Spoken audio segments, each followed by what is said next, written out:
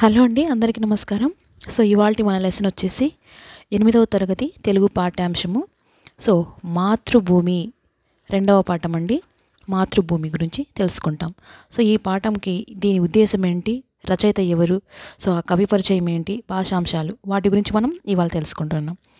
So మాతృభూమి అనేటువంటి పాఠ్యాంశ కవి ఎవరు అంటే పవని నిర్మల ప్రభావతి. చూడండి ఇక్కడ పవని నిర్మల ప్రభావతి. సో ఇక్కడ ఈవిడ ఎలా ఉంటారనేది కూడా మనకి ఇక్కడ ఫిగర్ ఇచ్చారు చూడండి. సో ఈవిడ జీవితకాలం వచ్చేసి 1933 నుండి 2015 వరకు. సో ఇదండి ఈవిడ గురించి. సో మనం తెలుసుకున్నట్లయితే పవని నిర్మల ప్రభావతి గారు ప్రకాశం జిల్లా ఒంగోలులో జన్మించారు. సో నరసింహారావు, సరస్వతమ్మ వీరి తల్లిదండ్రులు. భర్త పేరు శ్రీధరరావు. సో ఈమె చదివింది 10వ తరగతి అయినా చెయ్యి తిరిగిన రచయిత్రి, అంటే రచయిత చేయడంలో సిద్ధగస్తురాలు అని చెప్పొచ్చు.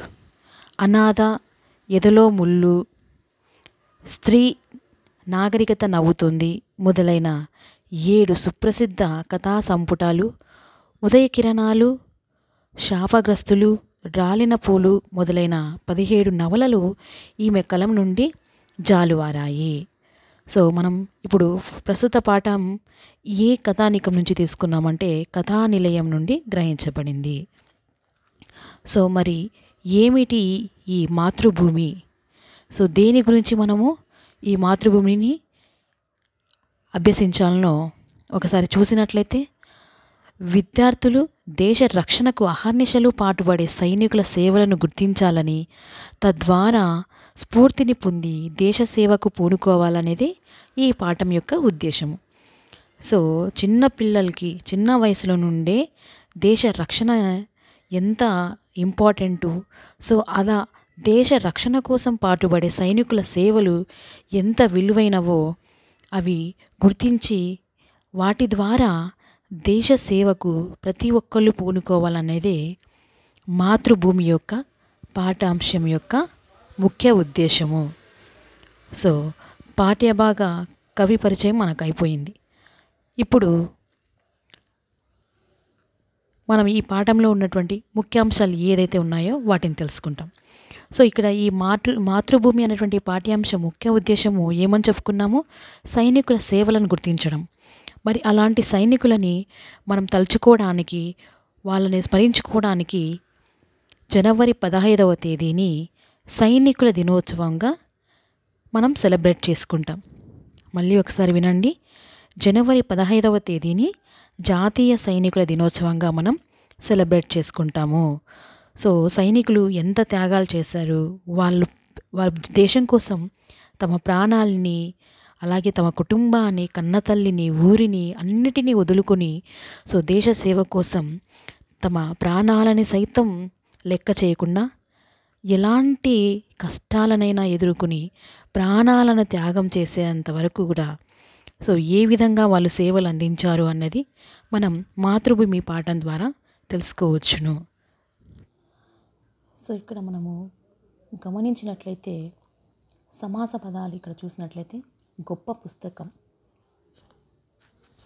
గొప్పదైన పుస్తకం, ఎర్ర కలువ, ఎర్రనైన కలువ, తెల్ల పావురం, తెల్లదైన పావురం.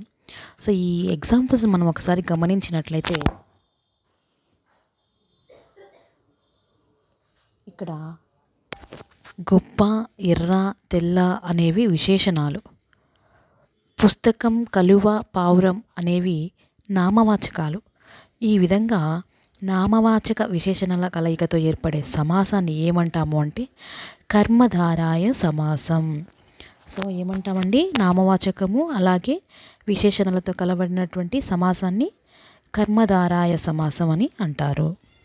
సో ఇదండి మనకు మాతృభక్తికి సంబంధించినటువంటి పాఠ్యాంశము. సో ఇక్కడ మనము ఇక్కడ ఇవి గమనించండి, ఈ వాక్యాలను మనం పరిశీలించినట్లయితే ఆమె ఆలోచనలు ఎదలో ముళ్ళు వలె కదిలాయి. సో ఇక్కడ ఉపమేయం ఏంటి అంటే పోల్చబడేది. ఏ విధంగా పోలుస్తున్నారు? ఏది దేన్ని పోలుస్తున్నారు? ఆలోచనలను పోలుస్తున్నారు. సో, ఉపమేయం అంటే దేన్నైతే మనము పోలుస్తున్నామో ఆ పదాన్నే ఉపమేయం అని అంటారు. సో, అదేవిధంగా ఉపమానం అంటే పోలిక కొరకు ఉన్న పదం. సో, ఆలోచనలను ఎలా పోలుస్తున్నారు? ముల్లు వలె. అంటే ముల్లుతో పోలుస్తున్నారు. సో, ఆలోచనలను ముల్లు వలె పోలుస్తున్నారు.